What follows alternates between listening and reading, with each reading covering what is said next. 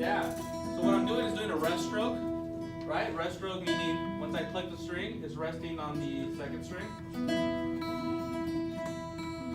Yeah? And let's really exaggerate the motion. So let's actually reach out this way and then strike the first string. So the motion when you're plucking is always this way. Think about you're aiming for the palm.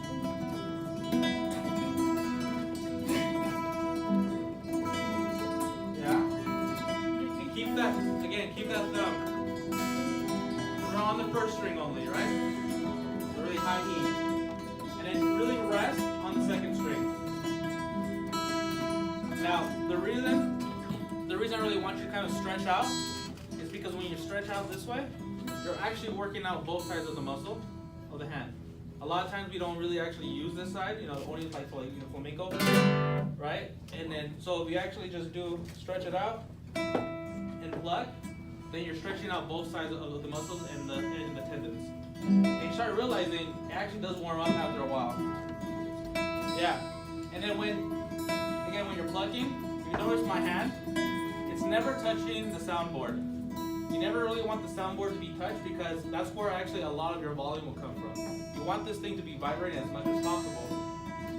So a good kind of image is that when you have let's say a subwoofer or like a stereo, and if you touch the stereo and while it's on, it sounds muffled, right?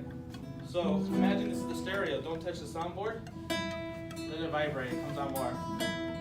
Now let's switch it up with I and then M. So watch me. Give that shot. Follow along.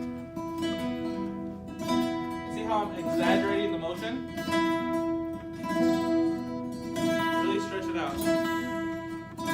I and M, so index and middle. Yeah.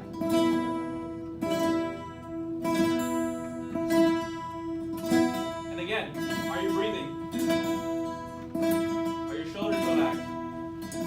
Yeah, so even just cues like that, you start adjusting your body a little bit. And then use this too while you're doing a test. Are you breathing? Are your shoulders relaxed? Yeah. Right, nice and slow. Good. Second string.